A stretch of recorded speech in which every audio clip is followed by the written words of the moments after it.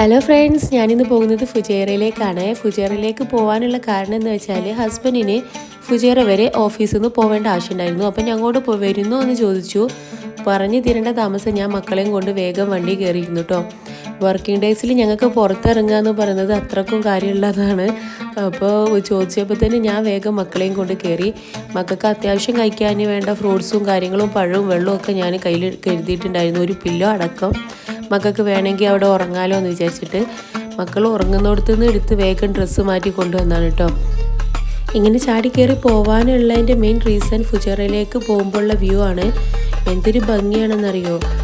പിന്നെ ആസിഫ് അലീൻ്റെ ഒരു ഇൻ്റർവ്യൂവിൽ പറയുന്നത് കേട്ടിട്ടുണ്ടോ, കോർഫക്കാലിലേക്ക് പോകുമ്പോൾ ഭയങ്കര വ്യൂ ആണെന്ന്. അത് ഈ ഒരു ഏരിയ ആണ് കേട്ടോ. ഭയങ്കര ഭംഗിയാണ് കാണാൻ.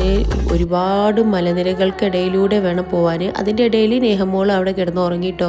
ഞാൻ പില്ലോ എടുത്തത് വലിയ ഉപകാരമായി. മോക്ക് നല്ല സുഖമായിട്ട് ഉറങ്ങാനായിട്ടോ. മറ്റേത് മോള് എൻ്റെ മടിയിൽ നിന്ന് ഇറങ്ങൂല. പില്ലോ ഉള്ളതുകൊണ്ടാണ് സുഖമായിട്ട് അവിടെ കിടന്നുറങ്ങുന്നത് കേട്ടോ. ഈ മലേൻ്റെ ഇടയിൽ കൂടെ പോകുമ്പോൾ എന്താണെന്ന് പറയാൻ പറ്റില്ല, അത്രക്കും ഒരു വല്ലാത്തൊരു ഫീലാട്ടോ തോന്നുക. എനിക്ക് എത്ര വട്ടം ഇതിലൂടെ പോയാലും മതി വരാറില്ല.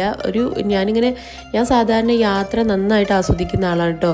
ഞാൻ യാത്ര പോകുമ്പോൾ ഒരിക്കലും ഉറങ്ങുന്നത് വളരെ വളരെ ചുരുക്കമാണ്. എനിക്ക് അധികം പുറത്തേക്ക് കാഴ്ച കണ്ടിരിക്കാനാണ് ഇഷ്ടം. ഇതൊക്കെ തുരങ്കങ്ങളാണ് കേട്ടോ. ഇങ്ങനെ മലേൻ്റെ ഉള്ളിലൂടെ അവരുണ്ടാക്കി വെച്ചതാണ്. ഇങ്ങനെ ഒരുപാട് ഉണ്ട്. ഇപ്പോൾ നമ്മൾ ഫുജേറ പോകുന്ന വഴിക്ക് തന്നെ ഒരു 3 or 4 ആണ് തോന്നുന്നു നമുക്കിങ്ങനെ കടന്നു പോകാം. അതിൽ വലിയ വലിയ നീളത്തിലുള്ളതും ഉണ്ട് കേട്ടോ. ഈ സൈഡിലുള്ള മലകളിലൊക്കെ ശ്രദ്ധിച്ച് നോക്കിയാൽ കാണാൻ പറ്റും, ഒരു പദാർത്ഥം വെച്ചിട്ട് അവരിങ്ങനെ നമ്മൾ സിമെൻറ്റൊക്കെ തേക്കുന്ന പോലെ തേച്ച് വെച്ചിട്ടുണ്ട്. ഇവിടെ ഇടയ്ക്കൊക്കെ മഴ കിട്ടുന്ന ഒരു ഏരിയയും കൂടിയാണ് കേട്ടോ. യുഎഇയിൽ നല്ലൊരു കാലാവസ്ഥ ഉള്ള ഒരു സ്ഥലം കൂടാണ് ഫുജേറ എന്ന് പറയുന്നത്. ഫുജേറയിൽ എപ്പോഴും ഒരു ഗ്രാമീണ അന്തരീക്ഷമാണ് കേട്ടോ. വളരെ പീസ്ഫുള്ളായിട്ട് താമസിക്കാൻ പറ്റുന്ന നല്ലൊരു ഏരിയയാണ്. യുഎഇയിലുള്ളതിൽ നല്ലൊരു ഏരിയയാണ് ഫുജേറ എന്ന് പറയുന്നത്. അപ്പോൾ നമ്മളിതാ ഏകദേശം ഫുജേറ ടൗണിലേക്കൊക്കെ അടുക്കാനായി.